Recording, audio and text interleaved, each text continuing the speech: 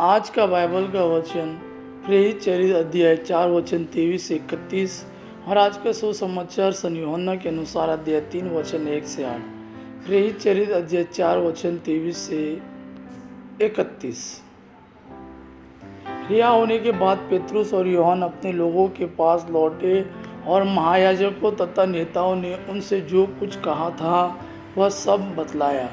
वे उनकी बातें सुनकर एक स्वर से ईश्वर को संबोधित करते हुए बोले, प्रभु, तूने स्वर्ग और पृथ्वी बनाई, समुद्र भी और जो कुछ उनमें है। तूने पवित्र आत्मा द्वारा हमारे पिता अपने सेवक दाऊद के मुख से यह कहा, राष्ट्रों में खलबली क्यों मची हुई है, देश देश के लोग व्यर्थ की ही बातें क्यों करते हैं।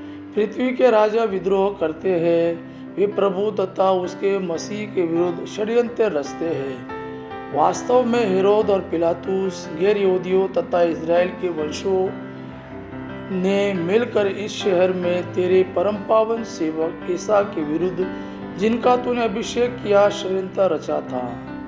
उन्होंने इस प्रकार वो सब पूरा किया जिसे तू शक्तिशाली विधाता ने पहले से निर्धारित किया था। प्रभु, तू उनकी धमकियों पर ध्यान दे और अपने सेवकों को वह कृपा प्रदान कर कि वे निर्भीकता से तेरा वचन सुनाए। तू अपना हाथ बढ़ाकर अपने परम पावन सेवक ईसा के नाम पर स्वास्थ्य लाभ, चिन्ह तथा चमत्कार प्रकट होने दे। उनकी प्रार्थना समाप्त होने पर वह भवन जहाँ वे एकत्र थे हिल गया। सब पवित्र आत्मा से परिपूर्ण हो गए और निर्भीकता के साथ ईश्वर का वचन सुनाते रहे। आज का सुसमाचार सन यूहन्ना के अनुसार अध्याय 3 वचन 1 से 8। निकोदेमुस नामक फरीसी यहूदियों की महासभा का सदस्य था। वह रात को ईसा के पास आया और बोला, रबी, हम जानते हैं कि आप ईश्वर की ओर से आए हुए गुरु हैं। आप जो चमत्कार दिखाते हैं उन्हें कोई तब तक नहीं दिखा सकता जब तक कि ईश्वर उसके साथ न हो।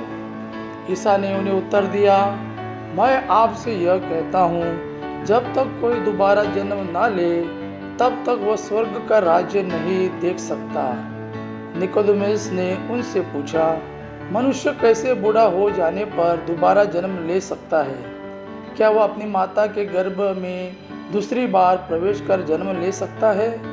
ईसा ने उत्तर दिया, मैं आपसे कहता हूँ, जब तक कोई जल और पवित्र आत्मा से जन्म ना ले तब तक वह ईश्वर के राज्य में प्रवेश नहीं कर सकता।